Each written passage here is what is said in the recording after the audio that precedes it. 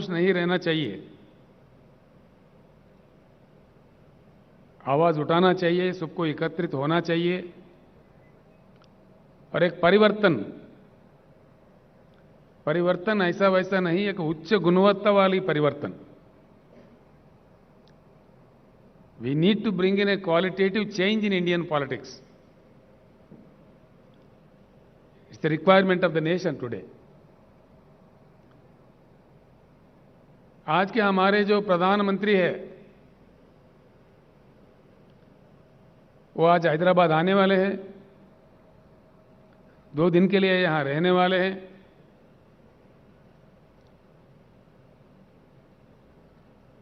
गला फाड़ फाड़ के हमारे खिलाफ बोलने वाले हैं। कोई बात नहीं, लोकतंत्र है, जो जिसके समझ में आए बोले, जो जिसको कहना है कहे। यही हमारा लोकतंत्र का मान्यता है। हम इतना ही कहना चाहेंगे, माननीय प्रधानमंत्री जी, जिस प्रकार से आप विपक्षी दलों के नेताओं पे गला फाड़ फाड़ के गलत आरोप लगाते हैं, उसी प्रकार से जो संबोधित करने वाले हैदराबाद सभा को, उसमें हमारे प्रश्नों का उत्तर दीजिए। ये मांग आज आपसे देश कर रहा है। प्रधानमंत्री जी, जब आप पहली बार चुने गए थे, जनता के साथ कई आश्वासन दिए थे, कई प्रॉमिसेस किए थे। एक भी, कम से कम एक भी आपका किया हुआ वादा पूरा हुआ क्या? हम जानना चाहेंगे तो किया है तो किस वादा आपने पूरा किया? एक भी, कम से कम एक भी टार्च लाइट डाल के भी ढूंढो तो नहीं मिलेगा। ये मैं नहीं, सारे देश कह रहा है।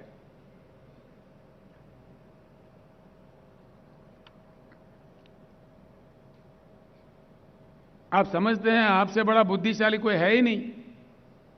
ठीक बात है। किसानों के बारे में, जो हमारे देश का बहुत बड़ा हिस्सा है, देश के अन्नदाता है, आपने कह दिया कि किसान का इनकम डबल करेंगे। डबल तो हुआ ही नहीं,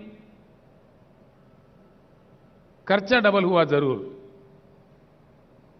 आपने जिस प्रकार से डीजल बढ़ा दिए, पेट्रोल बढ़ा दिए, बिजली का कीमत बढ़ा दिए, खाद का कीमत बढ़ा दिए, उससे इन्वेस्टमेंट डबल जरूर हो गया है। भले ही मैं हैदराबाद से कह रहा हूं कि हिंदुस्तान के हर किसान ये बात जानता है, वो उनका पर्सनल एक्सपीरियंस है। और आपने जिस प्रकार से 3 बिल लाए हैं खेती किसानी को लेकर के, 13 महीने इस देश में किसानों ने आंदोलन किया, आपके सरकार के खिलाफ, आपके नीतियों के खिलाफ। आप किस प्रकार के गंदे गंदे आरोप हमारे अन्नदाताओं पर लगा रहे थे। आपने तो उनको उग्रवादी कह दिया, खालिस्तानी कह दिया, जो आपके मन में आए मनमानी कह दिए। आपके मंत्रियों ने आंदोलनकारियों पे जीप चढ़ाए, कार चढ़ाए, मार दिए, हत्या भी किए। और उस दौरान 700 किसान वीर गति पाए। आंदोलन लड़ते लड़ते 700 किसान का मृत्यु हुआ। आपको इस चीज का एहसास ही नहीं है।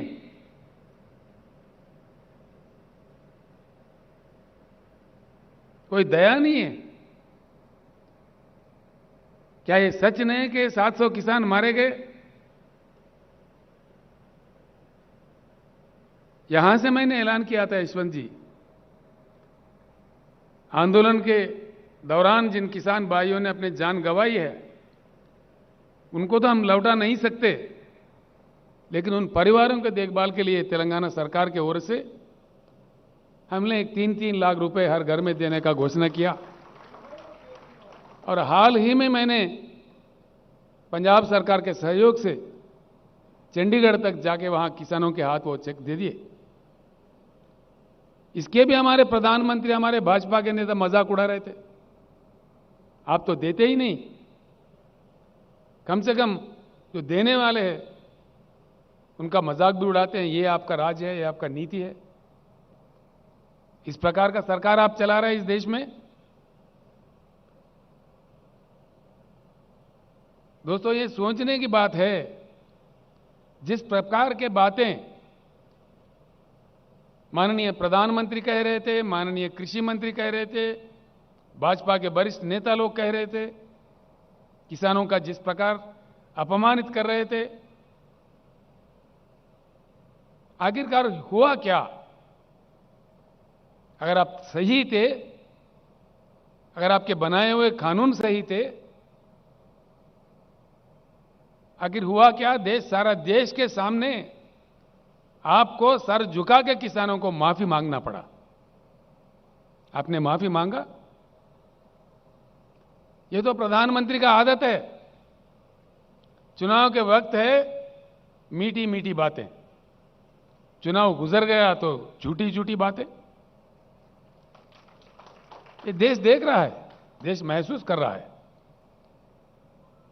अगर आप सही थे तो फिर किसानों को क्यों माफी मांगा? आपके बनाए हुए कानून क्यों वापस लिए? और उसके बाद में किसानों को जो आश्वासन आप दिए थे, क्या हुआ? आज तक कोई बात ही नहीं है।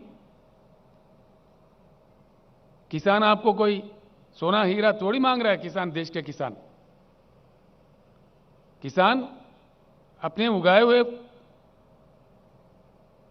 पैदावारी का मोल मांग रहे हैं, मिनिमम सपोर्ट प्राइस मांग रहे हैं, एक इज्जतदार जिंदगी मांग रहे हैं। जिस प्रकार से आप पूंजीपतियों का एनपीएस का कर्जा उतारते हो लाखों करोड़ देके, वो नहीं मांग रहे किसान। किसान मांग रहे तो अपने हक मांग रहे, अपने पैदावारी का दाम मांग रहे, वो भी देने का क्षमता आपके पास नहीं है। आप आवाज ऊंचा करके, बात करके, जो मन में आए कह के आप कहते जाओ, आगे ये नहीं चलने वाला है इस देश में। किसी भी एक वायदा, किसी भी एक प्रॉमिस आपने फुलफिल नहीं किया।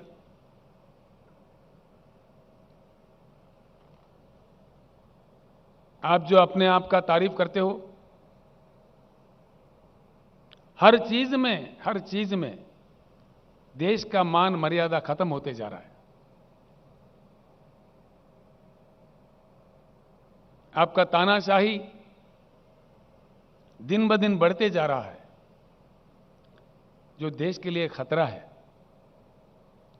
मैं इसीलिए सबसे हमेशा कहते आ रहा हूं और आगे कहेंगे भी कि राजनीतिक परिवर्तन से इस देश में कुछ बदलने वाला नहीं है, कुछ बदलाव होने वाला भी नहीं है।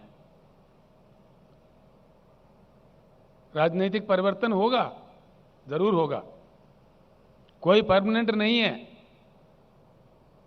मोदी जी से पहले भी कई प्रधानमंत्री बने। तो जनता जिसको मौका देता है सेवा करने का, करके अपने रोल निभा के चले जाते हैं। मोदी जी, मुझे लगता है कि एक भ्रम में है कि हम ही परमानेंट है। कोई परमानेंट नहीं है, ये अननेचुरल है। इस देश में लोकतंत्र है, इसलिए परिवर्तन कभी भी संभव है, असंभव नहीं है। क्या चला रहे हैं आप? देश में क्या हो रहा है? किस प्रकार का नीतियां अपनाया जा रहा है?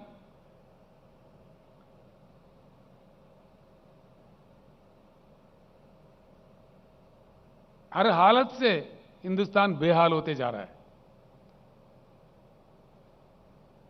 किसान परेशान, बेरोजगार नौजवान परेशान, उद्योगपति परेशान, इन्फ्लेशन बढ़ रहा है, प्राइस राइज हो रहा है एसेंशियल कमोडिटीज का। आपका एडमिनिस्ट्रेशन का गुणवत्ता क्या है, क्या नतीजा मिला है इस देश को।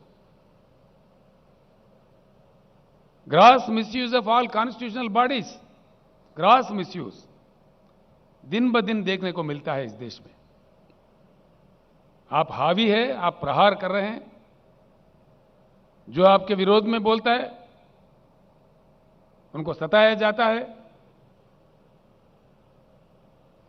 लोकतंत्र का खात्मा कर रहे हैं आप, लोकतंत्र का हत्या कर रहे हैं। राज्यों के सरकार को गिराने में आप व्यस्त है। अब तक नौ सरकारें आपने गिराई है, यह आपके रिकॉर्ड में है।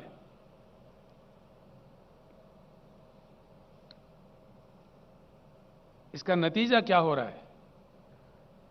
किसी भी तरफ देखो बेहाल हिंदुस्तान। किसान परेशान, जवान परेशान, नौजवान बेरोजगार परेशान, उद्योगपति परेशान। कौन खुश है आपके सरकार से? सिवाय आपके भाषणबाजी के, सिवाय आपके झूठे प्रचार के, आपके अखबारी विज्ञापन से कौन खुश है? हकीकत जानने की कोशिश कीजिए। मैं आपसे मांग करता हूं, माननीय प्रधानमंत्री जी, भाइयों, मैं आपको एक बात जरूर बताना चाहूंगा। नरेंद्र मोदी जी 15वां प्रधानमंत्री है इस देश का। He is the 15th prime minister of India. इनसे पहले 14 प्रधानमंत्री और बने थे। किसी के कालखंड में भी, किसी के भी कालखंड में देश का मान मर्यादा इतना नहीं गिरा जितना आपके कालखंड में गिर रहा है। प्रधानमंत्री जी, आपके नारा है भाषण शुरू करने से पहले भारत माता की जय। अगर आपके नारा में सही दम है, आपके रगों में बहता हुआ खून में एक बूंद में भी ईमानदारी है, सच्चाई है, तो एक बात मैं सवाल कर रहा हूं, उसका उत्तर दीजिए। कल के सभा में देश के सामने बताइए कि आपके खिलाफ किस प्रकार का जन आंदोलन चल रहा है श्रीलंका देश में, क्यों चल रहा है। आपने श्रीलंका जाके प्रधानमंत्री का रोल नहीं निभाया, बल्कि एक छोटा सा व्यापारी का सेल्समैन बन गए थे आप। देश का अपमान किए। नतीजा, श्रीलंका का जनता टूट पड़ी है श्रीलंका के रोडों पे। यह शोभा देता है हमारे देश को? अंतर्राष्ट्रीय स्तर पर देश को सर झुकाना पड़ रहा है आपके कारनामों की वजह से। क्या यह सच नहीं है? आपके मंत्री लोग, आपके प्रवक्ता लोग, आप खुद भी गला फाड़ फाड़ के बड़े ऊंचे आवाज में बोलते हो। क्यों चुप्पी साधे हुए है श्रीलंका के मामले में? कोई सरकारी प्रवक्ता अपना मुंह क्यों नहीं खोल रहा है? और आप अपने आप में, खुद में क्यों नहीं बोल रहे इस बात में? क्यों चुप्पी साधे हुए हो? क्या वजह है इसके? और इससे बड़ी चीज क्या हो सकता है? श्रीलंका पार्लियामेंट कमेटी के सामने श्रीलंका इलेक्ट्रिसिटी बोर्ड के चेयरमैन बयान दिया दुनिया के सामने खुलेआम कि भारत के प्रधानमंत्री के दबाव के कारण हमने ये कॉन्ट्रैक्ट किसी हिंदुस्तानी व्यापारी को दिया। ये क्या देश का इज्जत बढ़ाएगा? किसी भी आपसे पहले आए हुए, बने हुए किसी भी प्रधानमंत्री जी के कालखंड में ऐसे आरोप भारत पे नहीं लगे।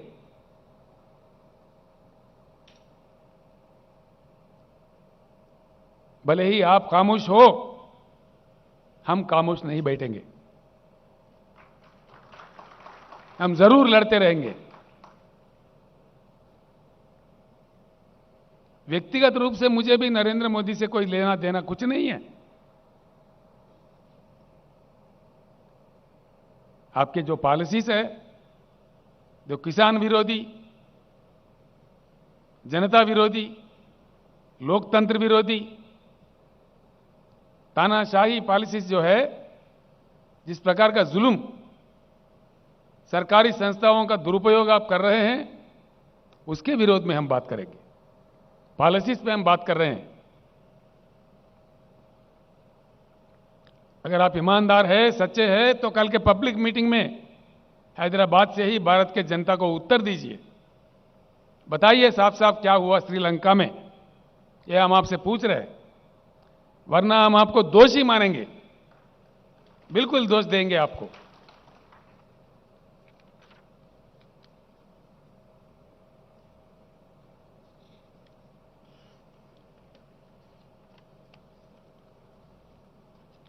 आपका और एक नारा था जब आप प्रधानमंत्री बने थे, मेक इन इंडिया। मैं पूछ रहा हूं माननीय प्रधानमंत्री जी, कुछ नतीजा मिला इसका?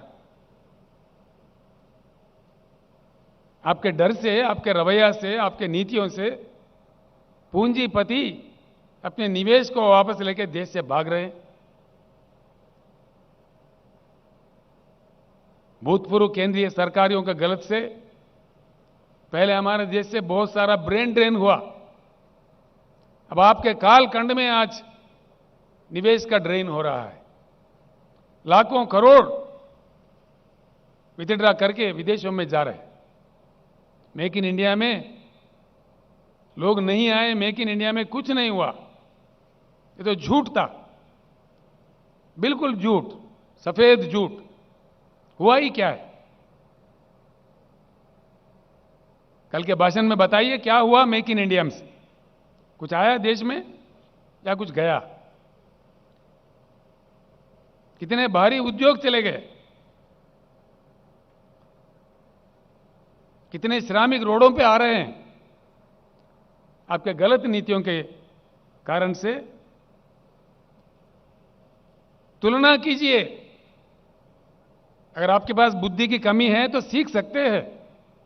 हमारे बगल में हिमालय के उस पार रहने वाले चाइना में क्या हुआ? वहां बातें कम, काम ज्यादा, अच्छा नतीजा। यहां हमारे पास बातें ज्यादा, काम कुछ नहीं, गलत नतीजा। मेक इन इंडिया को लेके चाइना में किस प्रकार का क्रांति आया, कितने उद्योग आया, कितने निवेश आए। माओ साहब के दौर तक चाइना गरीब से गरीब था, उनका जीडीपी हमसे कम था। आज 16 ट्रिलियन इकोनॉमी से, $16 ट्रिलियन इकोनॉमी से चाइना है। आपने देश का मजाक उड़ा दिया 5 ट्रिलियन इकोनॉमी का ख्वाब दिखा के। 5 ट्रिलियन ही मजाक था। अपने आप में हासिल होने वाला प्रगति को आपने आपका प्रचार कर लिया 5 ट्रिलियन इकोनॉमी का। खैर ठीक है, वो 5 ट्रिलियन में भी पहुंचेंगे हम लोग। आज कहां पे है हम लोग? हमारे से बुरा हाल रखने वाला चाइना, हमारे से कम जीडीपी रखने वाला चाइना, हमारे से कम कल्टीवेबल एरिएबल लैंड रखने वाला चाइना आज कहां है? 16 ट्रिलियन इकोनॉमी से आज हम कहां हैं? $3.1 ट्रिलियन पे है हम लोग आज। इसी रफ्तार से अगर हम चले, आपके बताए हुए 5 ट्रिलियन पे भी पहुंच पाएगा हिंदुस्तान? कभी नहीं, यह असंभव है। आपके कालखंड में तो देश में हर चीज गिर गया। जीडीपी क्रैश, ये मेरा नहीं,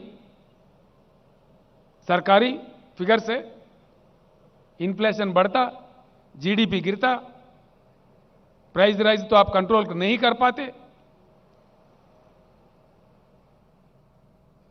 फिर किस चीज के आप कंट्रोल कर पा रहे? लाखों करोड़ों श्रमिक जो उद्योगों में काम करके के अपने जीवन बिताते, वो बेहाल है, परेशान है, मजबूर है, आंदोलन कर रहे हैं, और आप उसका अपमान करने में व्यस्त है। मोदी जी, मैं एक बात पूछता हूं, 100 साल के लिए 100 साल के लिए उपयोग करने के लिए हमारे देश में भगवान हो या प्रकृति हो दिया हुआ संपत्ति है कोयला। 100 साल के लिए। और भी जियोलॉजिकल सर्वे से और भी निकल रहा है, हर साल 5 मिलियन टन से लेकर 5,000 मिलियन टन से लेकर 10,000 मिलियन टन का कोयला निकालता है जब सर्वे करते हैं।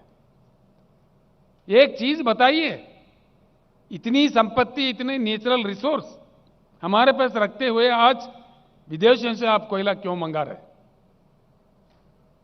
दीजिए, कल उत्तर दीजिए, कल आपके भाषण में कहिए, ताकि देश जाने क्या मजबूरी है। आप मजबूर है आपके साहूकारों को हेल्प करने में।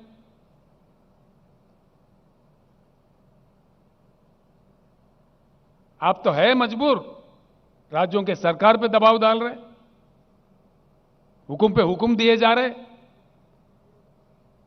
कि 10% इंपोर्टेड कोयला इस्तेमाल करो, वरना तुम्हारे कोल इंडिया से कोल सप्लाई बंद किया जाएगा। ये क्या दादागिरी है? जबरदस्ती है? ये लोकतंत्र का मान मर्यादा है? यशवंत जी, मैं आपके सामने रखना चाह रहा हूं, हमने इनकार कर दिया। आप जो मर्जी कर लो, क्योंकि हमारा एक इतिहास है, कोल इंडिया के अलावा हिंदुस्तान में एक ही राज्य है जिसके पास एक कोयला खाना है, उसका नाम है सिंगरेनी कालरीज। हमने कहा हमारे खुद का कोयला है तो हम क्यों ले? हैरत की बात यह है, हिंदुस्तान का कोयला 4,000 के अंदर एक टन मिलता है। मोदी जी का जो कोयला है 25 से लेकर 30,000 का मिलता है, 4 गुना 5 गुना ज्यादा दाम देके। क्योंकि इनका दोस्त है एक साहूकार, वो इंपोर्ट करता है। इसीलिए मैं आपको टाइटल दे रहा हूं कि आप प्रधानमंत्री का काम नहीं कर रहे हो, आपके साहूकार दोस्तों का सेल्समैन बन के काम कर रहे हो। हां, बिल्कुल।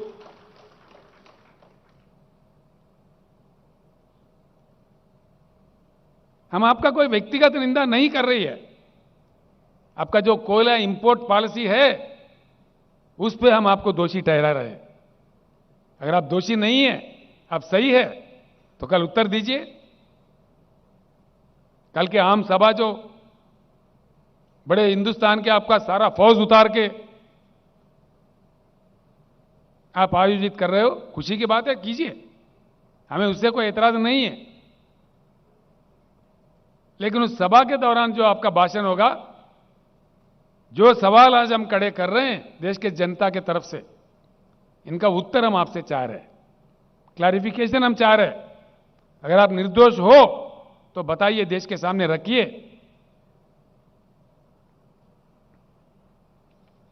मेक इन इंडिया, नए उद्योग तो नहीं आए, जो ऑलरेडी है हमारे पास वो भाग रहे। फिएट कंपनी चला गया, फोर्ड कंपनी चला गया, जनरल मोटर्स चला गया, डॉटसन चला गया, यूनाइटेड मोटर्स चला गया, हार्ली डेविडसन चला गया। क्या ये सच नहीं है? यह है मेक इन इंडिया का नतीजा? ये तरीका है देश चलाने का? इन चीजों से देश का विकास होगा? विकास नहीं, सत्यानाश होगा। अगर ये माहौल ऐसे ही बने रहे, पूंजीपति अपने निवेश को विथड्रॉ करे, हमारे देश से इंडस्ट्री भाग रहा है, निवेश का ड्रेन हो रहा है, हम स्पेक्टेटर बने रहेंगे, देश का सर्वनाश होगा। बड़ा ही दुख होता है। हो क्या रहा है और प्रचार क्या किया जा रहा है, ये कितनी गलत बात है। हमारे इतने विशाल देश है, विशाल जनता है, 140 करोड़ पे पहुंच रहा है हमारे पॉपुलेशन। इनके साथ जो आप खिलवाड़ा कर रहे हो, मजाक कर रहे हो, ये देश के हित में अच्छा नहीं है, बिल्कुल गलत है। आपने एक भी बात निभाया क्या? आपने कह दिया काला धन वापस लाएंगे। आया क्या मोदी जी? अगर आया तो कहां आया? अरे आखिर हम जानना चाहते हैं कितना काला धन वापस आया भाई।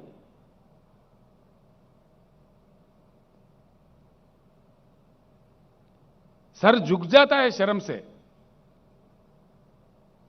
सरकारी आंकड़े बताते हैं कालाधन डबल हो गया, दुगना हो गया। कालाधन कंट्रोल नहीं हुआ लेकिन डबल हुआ। स्विस बैंक से पैसे नहीं आए, मोदी जी के कालखंड में दुगना हो गए, डबल हो गए। ये रिपोर्ट्स है, ये हमारे आरोप नहीं है, हकीकत है। ये सारे देश और दुनिया जानता है कि यही विकास है, यही आपका महान कार्यकर्ता है।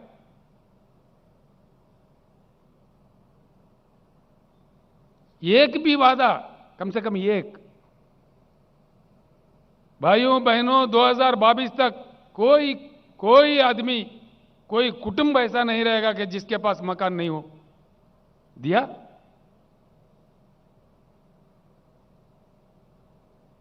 हम तो 2022 में आ गए, मोदी जी अभी नहीं पहुंचे 2022 में। बड़ी अजीब बात है।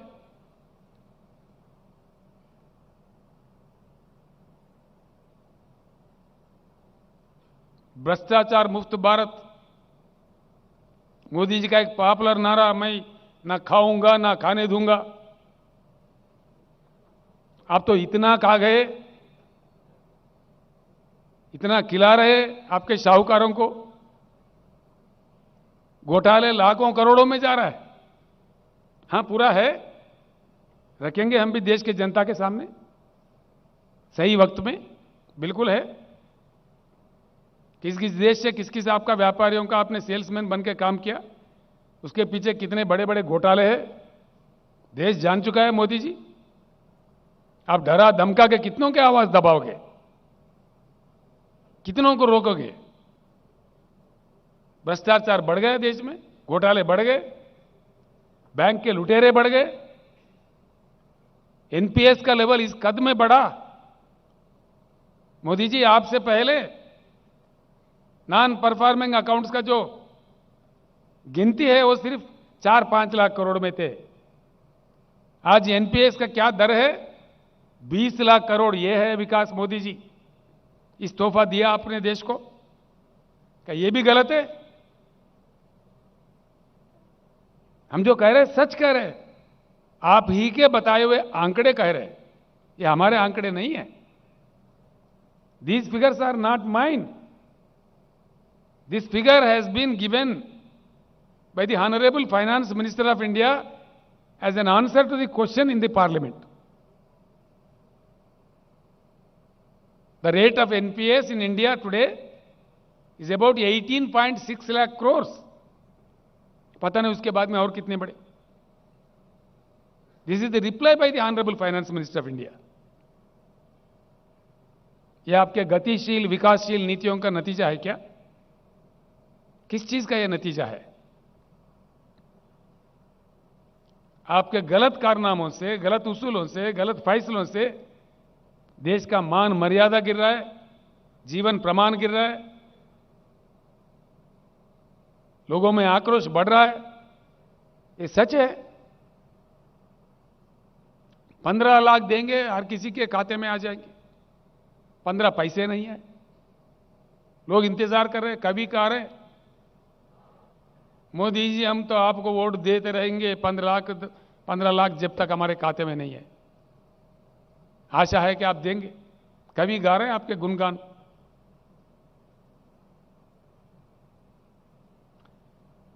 किसी भी वादा, उद्योगपतियों के साथ, छोटे उद्योगों के साथ आपने जो वायदा किया,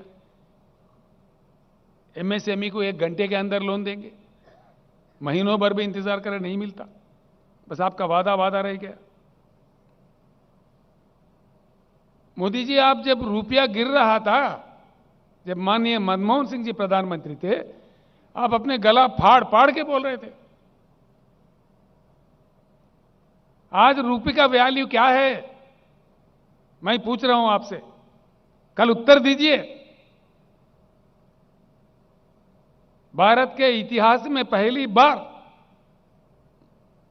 सबसे नीचा वैल्यू किसी प्रधानमंत्री के समय में नहीं हुआ। ये भी आपको शोभा देता है प्रधानमंत्री जी?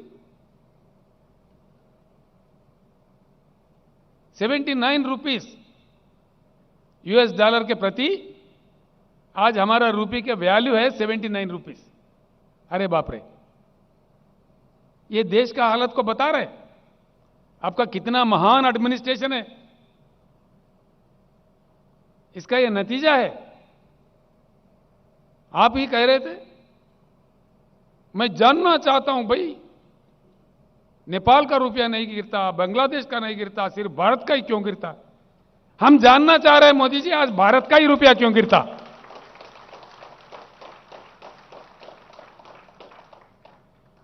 हम भी आज जानना चाह रहे हैं, देश जानना चाह रहे हैं। किसी प्रधानमंत्री के समय में इतना नीचे नहीं गया रुपये वैल्यू जितना आपके समय में जा रहा है। और फिर भी आप बोलते हैं आपका ढोल बजाओ।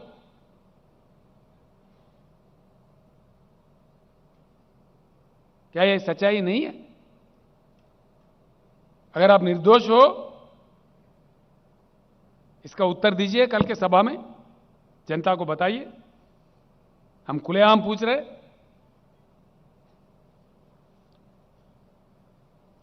न मकान दिए, न दुकान दिए, न वादा किया गया पैसे दिए, न नौकरी दिए। 2 लाख 2 करोड़ नौकरियां हर साल। अब हैरत की बात यह है, नया तो नहीं मिले, लेकिन जिस कदर आप प्राइवेटाइज कर रहे हैं, एलआईसी जैसे संस्था को भी बेच रहे, नवरत्ना को भी बेच रहे, लोगों को रोड पे लाया जा रहा है। नया तो नहीं मिले, लेकिन है जो मौजूदा है वो भी जा रहा है। ये मेरा बात नहीं, सारे देश ये बात जानता है।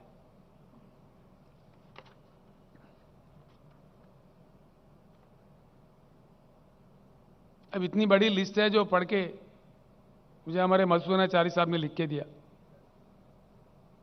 मैंने बोला चारी साहब कुछ बांट दीजिए, यशवंत जी आ रहे हैं, सभा है। अब इसको पढ़ दूं तो और 2 घंटे लगेगा। पढ़ना चाहिए, बाद में पढ़ेंगे, बहुत समय है। मोदी जी, आपका कालखंड में इतनी खूब, एक भी काम आप कामयाब नहीं रहे। एक भी काम। आप अपने आप को रिव्यू कीजिए एक बार, मन से इंट्रोस्पेक्ट कीजिए, क्या हो रहा है। गंगा जी को बहुत पवित्र मानते हैं हम लोग। गंगा जी का पानी पूजा पाठ में हम इस्तेमाल करते हैं। इतनी पवित्रता, इतनी मान्यता। गंगा जी में अपने बुजुर्गों का अस्थि निमज्जन करते हैं हम लोग।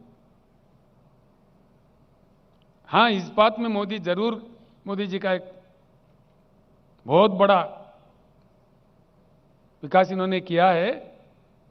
पवित्र गंगा में इन्होंने अस्थि नहीं बल्कि मानव शरीर को ही बहा दिया।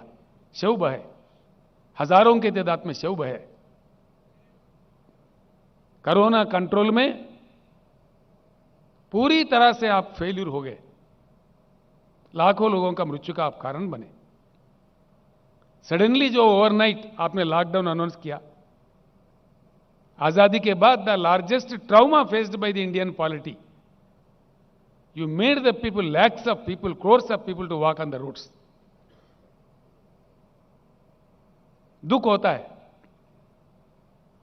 जो वीडियो कॉन्फ्रेंसेस कोरोना का समय में ये कर रहे थे, मैंने सुझाव दिया था, यशवंत जी, बड़ा दुख होता है। मैंने कहा भाई ट्रेन तो दे दो, कम से कम उनको भेज देते हैं, ट्रेन चालू करो। शर्म की बात तो यह है, उतने गंभीर समस्या जनता फेस कर रही थी, दुखी थी जनता। मोदी जी कहता फ्री ट्रेन नहीं देंगे। यशवंत साहब, आप जिस राज्य से आते हैं वहां का भाई बंधु हमारे पास कई इलाकों में काम करते हैं। लाखों लोग बिहार से, झारखंड से, बंगाल से, उत्तर प्रदेश से, तेलंगाना में काम करते हैं, कईयों फील्ड्स में। मैंने उन लोगों को आश्वासन दिया, भाई मोदी साहब नहीं दिए, लेकिन हम है, तेलंगाना राज्य के सरकार है, हम आप लोगों को तेलंगाना राज्य के विकास के प्रतिनिधि मानते हैं। आपके पसीना से, आपके मेहनत से तेलंगाना का प्रगति बढ़ती है, तो इसीलिए हमने हमारे लोगों के साथ उनको मुफ्त राशन दिया, दवाई दिया, फ्री ट्रेन 178 ट्रेन्स तेलंगाना सरकार के ओर से बुक करके वो घर पहुंचे तक उनको हर चीज, वाटर बॉटल्स के साथ, खाने के साथ, उनके जेब में 1-1 हज़ार रुपए देके हमने उसको विदा किया।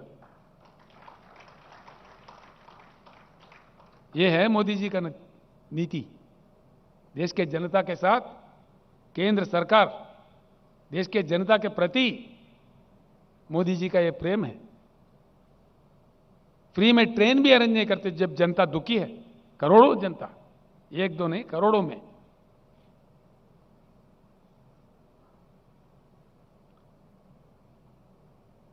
हर चीज, हर पॉलिसी देश को नष्ट कर रहा है।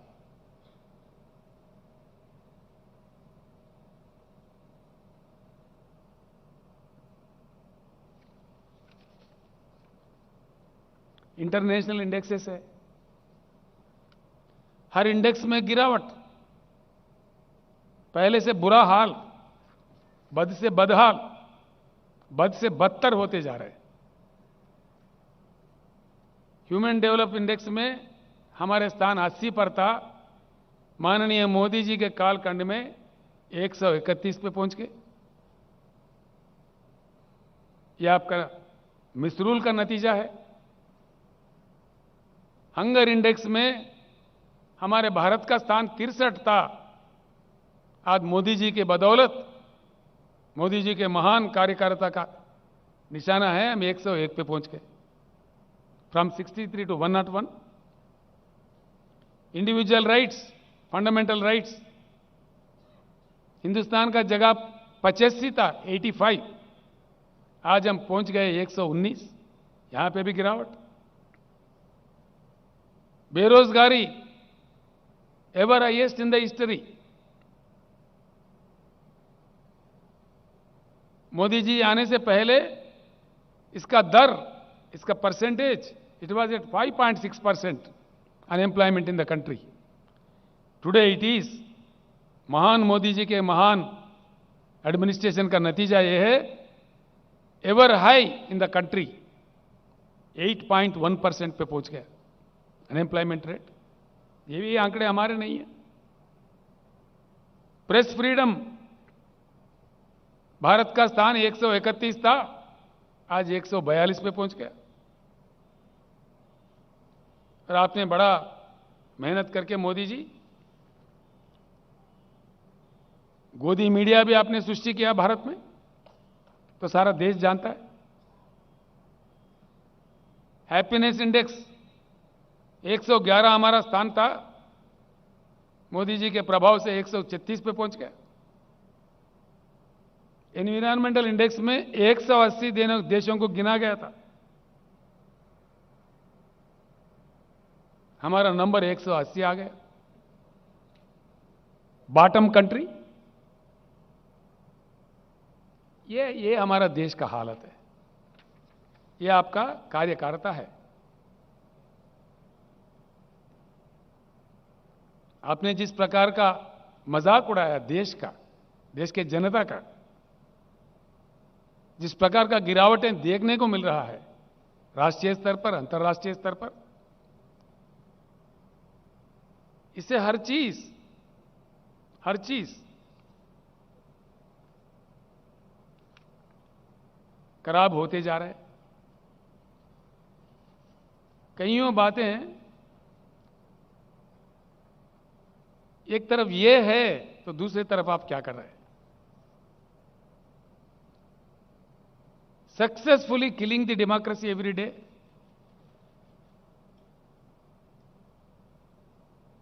Successfully killing the federal system of India, राज्यों के सरकार को सताना, जो इनके बात नहीं मानते उनको गिराना, इतने महान लोग हैं, एक आश्चर्यजनक बात है सर, आश्चर्यजनक। यहां महान केंद्रीय मंत्री है जो मोदी साहब के क्लासेस सुन के ट्रेंड है, बड़े महान मंत्री देख रहे, केंद्रीय मंत्री आज हैदराबाद में कह रहे, बड़ा आश्चर्य होता है साहब। यहां पे 119 एमएलए सीट है, जिनमें से हम और हमारे फ्रेंडली पार्टी मिलके 100 सीट हम जीत लिए थे। 88 तो हम जीते थे, 95 सीट्स हम जीते थे, 3/4 विथ 3/4 मेजॉरिटी। उसके बाद में हमारी संख्या बढ़ी, आज टीआरएस के एमएलए है 103, 104, और हमारे एक फ्रेंडली पार्टी है उनके एमएलए 7। और माननीय केंद्रीय मंत्रीगण जो हैदराबाद में बैठे हुए हैं वो कह रहे हैं महाराष्ट्र में जैसा सरकार गिरा है तेलंगाना में देखने को मिलेगा, तेलंगाना सरकार भी गिराएंगे। ठीक बात है, गिराइए।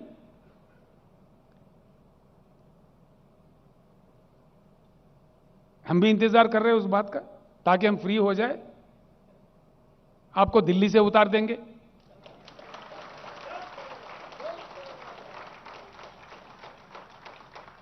हमेशा हमेशा क्रांति का रास्ता क्राइसिस से ही बनता है।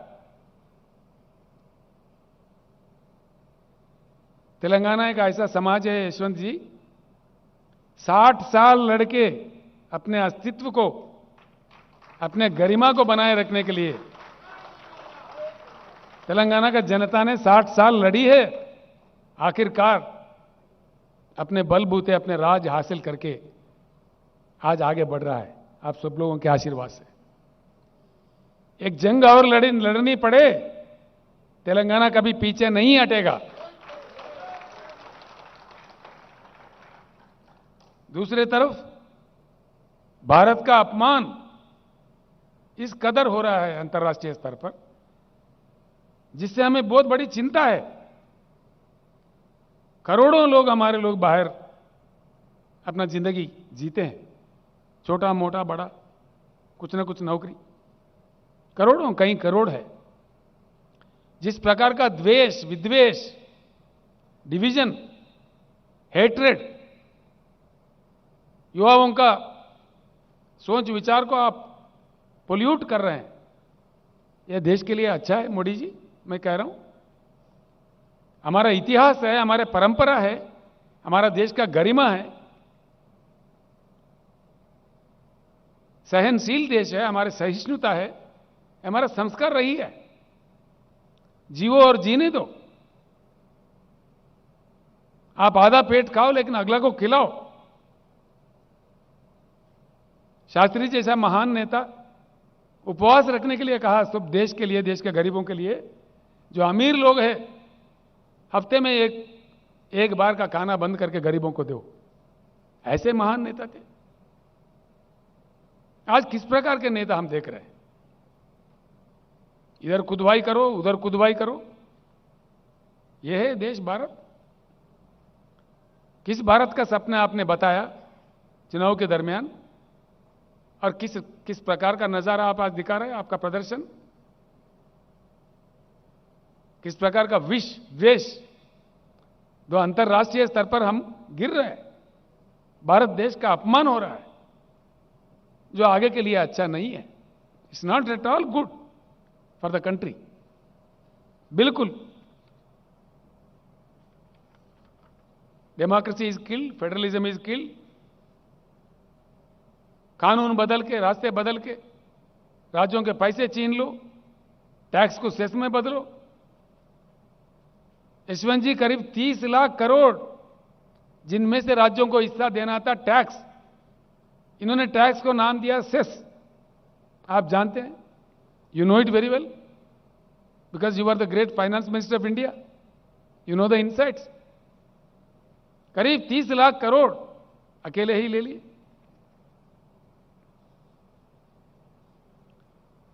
हैरत तो इस बात की है, जिनको पूरे देश ने मान्यता दी है, और विदेशों में भी जब हम जाते हैं किसी विदेश में, कहीं गए किसी जगह, भाई आप कहाँ से हो?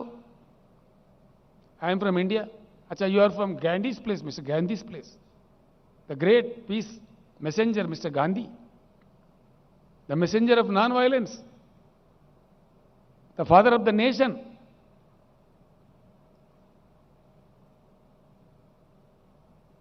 अरे आपका इतना मतलब impatience, father of the nation को भी आप लोग अपमानित करते हो। फादर ऑफ द नेशन, स्वच्छ भारत मिशन में गांधी जी का ऐनक लगाते, गांधी जी के समाज पे आप नाटक करते, प्रदर्शन, और आपके लोग गांधी जी का कितना अपमान करते हैं हर दिन। इस चीज के बारे में क्या मोदी जी आपको मालूमात नहीं है कि आप इतने दुर्बल प्रधानमंत्री हैं, कमजोर प्रधानमंत्री हैं, इनको कंट्रोल नहीं कर पाते? गांधी जी को हमारे देश में हमारे देशवासी अपमानित करे, ये अपने आप को अंतर्राष्ट्रीय स्तर पे सर झुकाने की बात है, भारत के गरिमा को कम करने की बात है। ये भारत के इज्जत को बढ़ावा नहीं देगा। क्या कहेंगे दुनिया हमको, बाहर देशों में क्या कहेंगे लोग हमको? हमारे जिनको हमने जाति पिता, जो फादर ऑफ द नेशन कहा, हम खुद उनके अपमान करें तो अंतर्राष्ट्रीय स्तर पर भारत का गरिमा क्या होगा? इतना भी आपके पास इंफॉर्मेशन नहीं है मोदी जी? आप अंदर से उचका रहे हो, बाहर नाटक कर रहे हो, देश जान गए आप क्या है।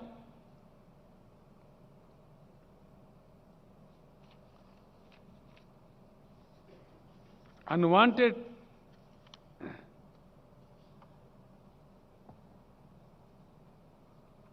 और आपके नीति देखिए, किसी भी प्रधानमंत्री के समय जब सारा दुनिया पार्लियामेंट्री डेमोक्रेसी अडॉप्ट किया है, चुनाव के प्रक्रिया को लेकर चला रहे,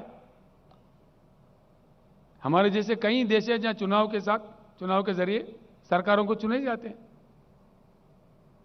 तो किसी भी प्रधानमंत्री कभी भी ये गलती नहीं करे कि दूसरे देशों के चुनाव के संदर्भ में हम दखल अंदाजी ना दे। पता नहीं कौन जीतेगा कौन हारेगा। जब दुनिया के साथ जीना है, हर देश के साथ हमारे संबंध अच्छे रखने पड़ते हैं। It's a dire necessity of the country to keep good relations with all the nations. Modi ji की महानता यह है, उनका बुद्धि देखिए, कुशलता। ये गए ह्यूस्टन में, अमेरिका में,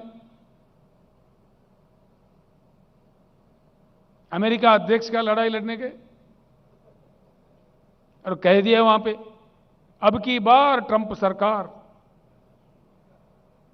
अब ट्रंप गया गंगा में, तो भारत कहां जाए? ये नीति है। ये जो काम आपने किया, जान के किया या अनजाने में किया मोदी जी? कोई देश का प्रधानमंत्री ऐसे करेगा कभी भी? आप क्या समझे अमेरिका अध्यक्ष चुनाव को? अहमदाबाद म्युनिसिपल कॉर्पोरेशन इलेक्शन समझा? कोई जिम्मेदारी थी जब आप ये बात कह रहे थे? इतना बड़ा देश का क्या कर रहे थे आप? मजाक उड़ा रहे थे आप। ये है जी इनकी नीति। ये है हमारे देश के महान प्रधानमंत्री जो गला फाड़ फाड़ के बोलते हैं, धूम धूम मचा देते हैं छोटी छोटी बात पे। बताइए, आपने कहा कि नहीं कहा आपके ह्यूस्टन के सभा में? अगर कहा तो क्यों कहा? मैं तो डिमांड करता हूं, देश से माफी मांगिए आप। हां, बिल्कुल डिमांड करते हैं। जो अपने भारत के गरिमा को कम किया है,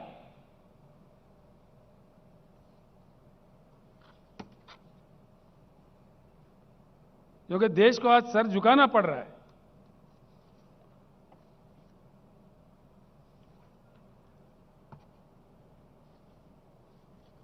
आखिर में ही एक बात कह के अपने शब्द खत्म करूंगा।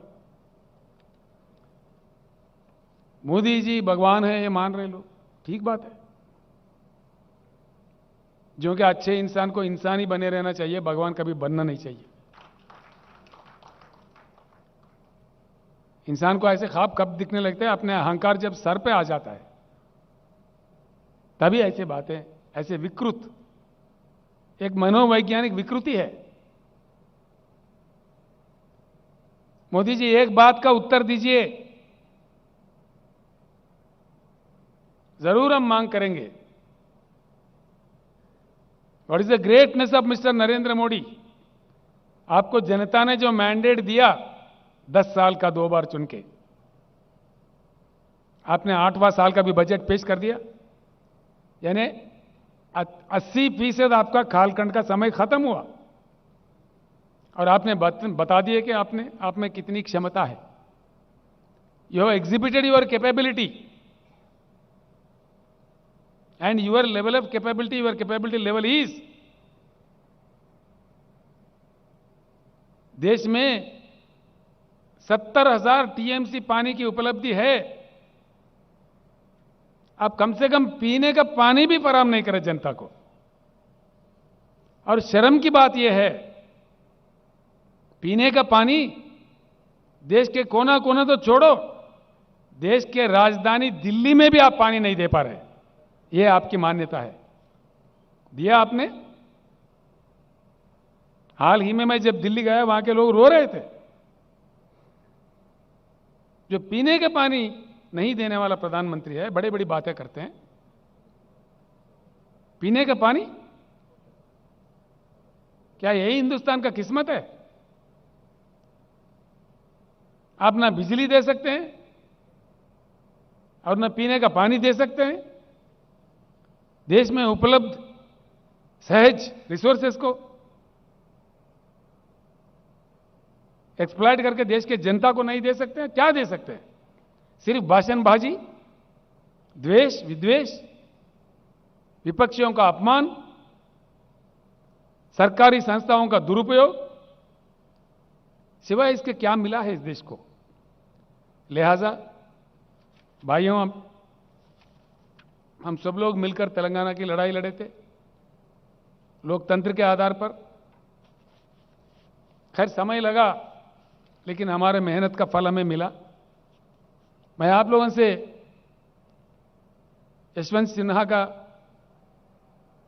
जो कद है, जो एक उत्तम नेता है इस देश का, सिन्हा जी,